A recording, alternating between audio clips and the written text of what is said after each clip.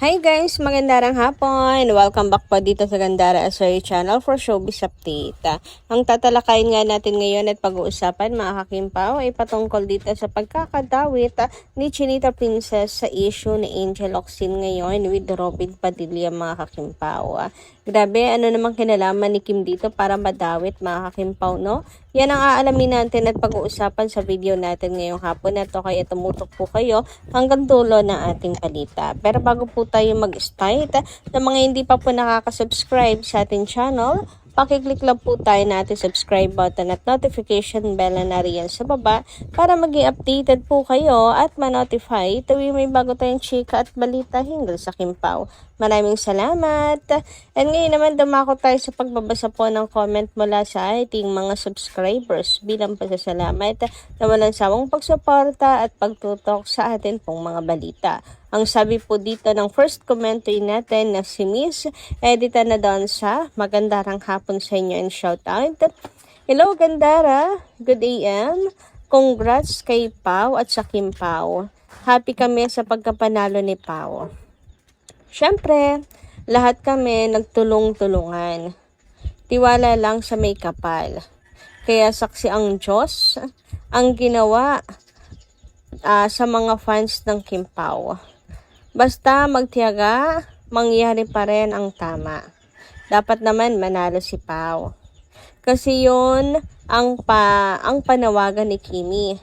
Siyempre, mahal namin si Kimi at si Pau at mahal namin si Kimi. Yun ang ginawa namin kasi yun ang hiling ni Kimi na manalo si Pau. At eto, nangyari na. O diba?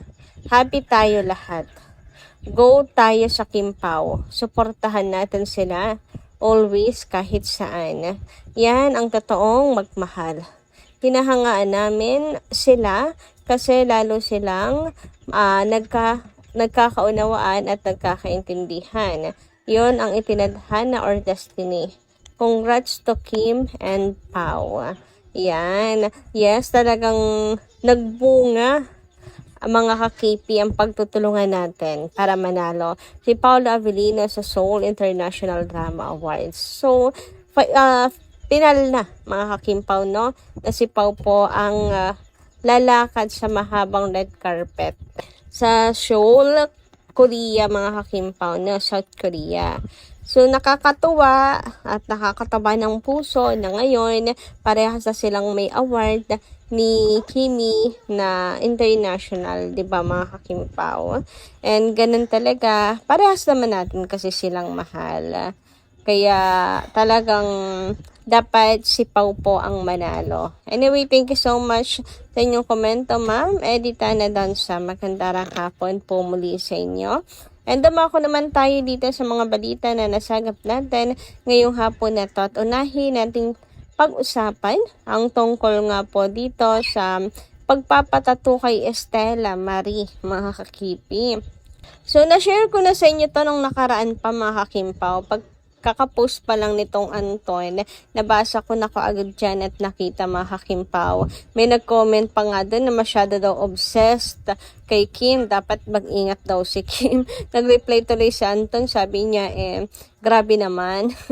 Pero talagang ano niya lang si Kim, idol niya lang talaga si Kim. And finally, nakarating na rin kay Kim ito mga kakimpaw. And sabi nga niya, hala, ba't umabot tayo dito? Totoo ba yan? It seems true mga kakimpaw, meron talaga nagpapatato mga kakipi kay Kim.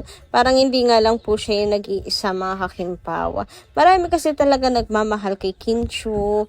So ayun, Kim is so happy naman sa pag-idolize po sa kanya. At the same time, si Anton for sure super saya dahil napansin po siya ni Kimi. Bilang fan naman, yan ang isa sa masayang bagay, mga kakimpaw, no? Ang manotice ka, ang mapansin ka ng idol mo, di ba mga kakimpaw?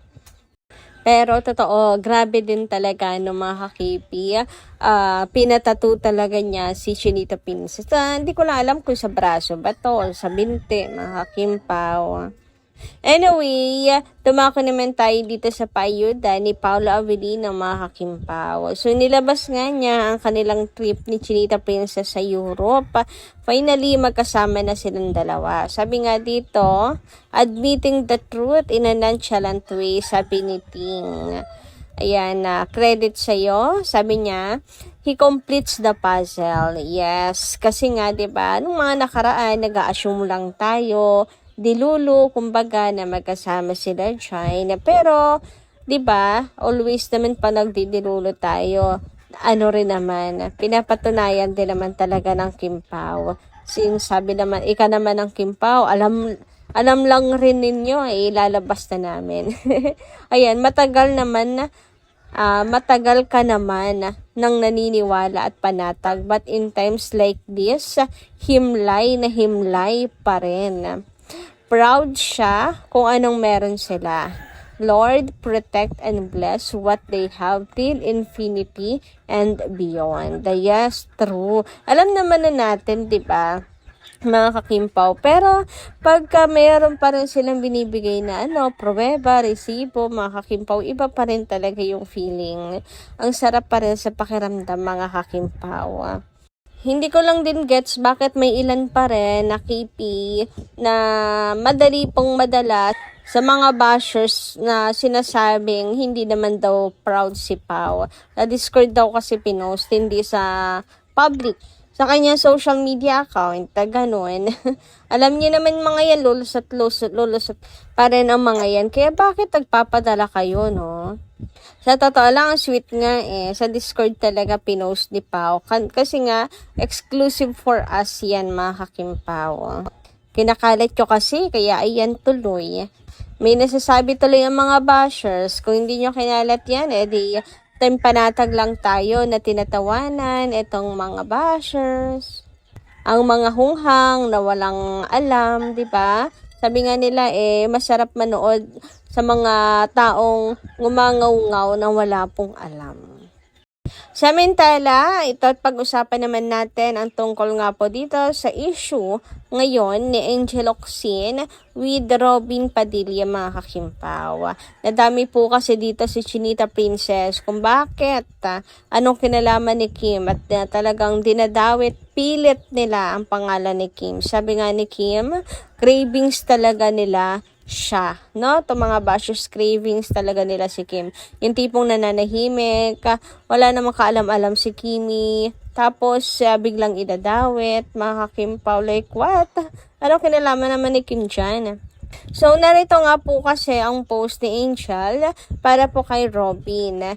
Nung mga panahong magkasama tayo, madalas mong ikwento yung panahon na namumundo ka at nag-armas para ipaglaban ang bayan. Sabi mo pa nga, dinadalaw ka ng ex mo sa bundok. Sa statement mo nito, kahit papaano natuwa akong makita ulit yung dating Robin Padilla na nakilala ko. At least honest ka ngayon, kuya. Ang tanong ko lang, nasaan ka nung panahong nire-red tag ako kahit alam mong hindi totoo?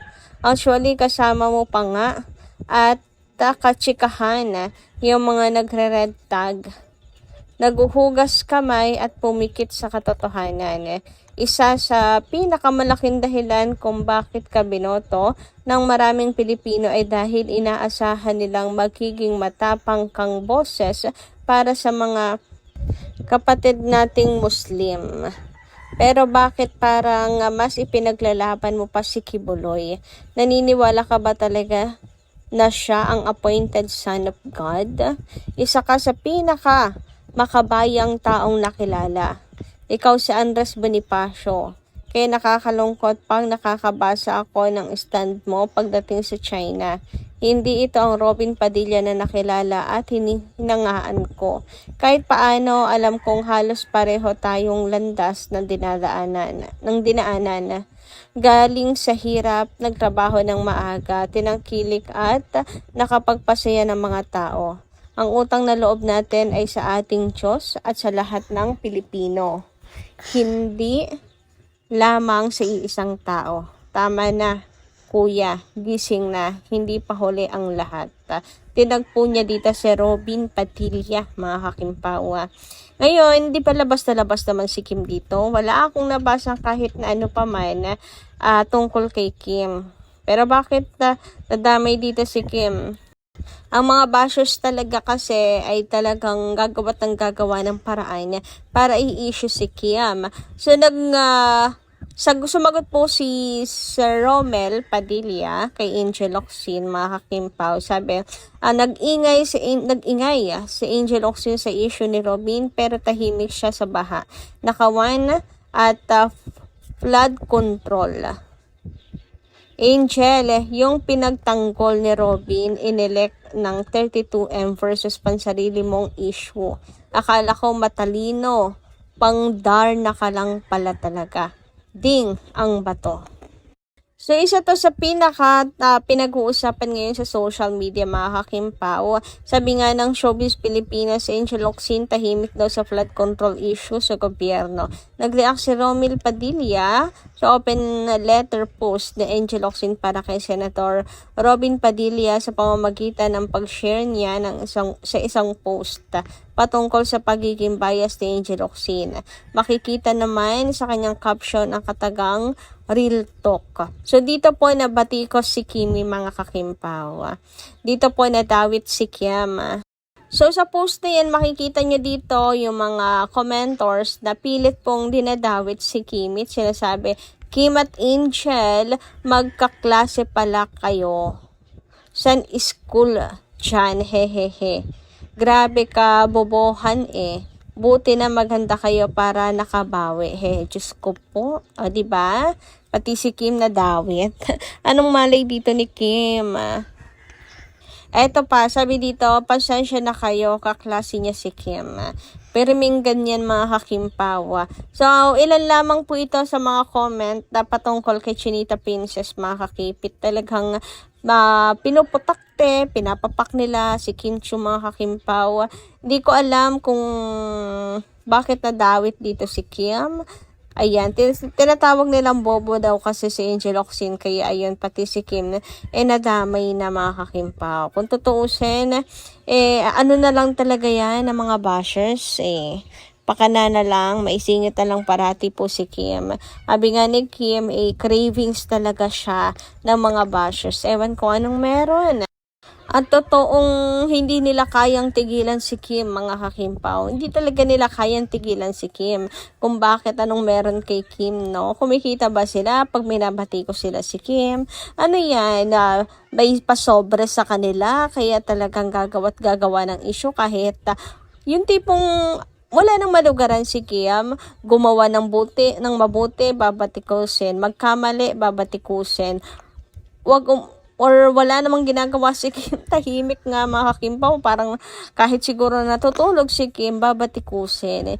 Wala nang mapaglugaran. Mabuti na lang, mga kakimpaw, talaga. Marami pong mga fans na nagmamahal po sa kanya. Kaya anumang hamon at batikos sa kanya ay hindi na po tumatalab kay Kim, no? Kumbaga tayo ang shield ni Chinita Princess. So, yun lang po muna, guys, sa ating update this afternoon. Maraming salamat po sa pakikinig. Kita kasi po muli sa susunod natin, chika. Maraming salamat. Ingat po palagi.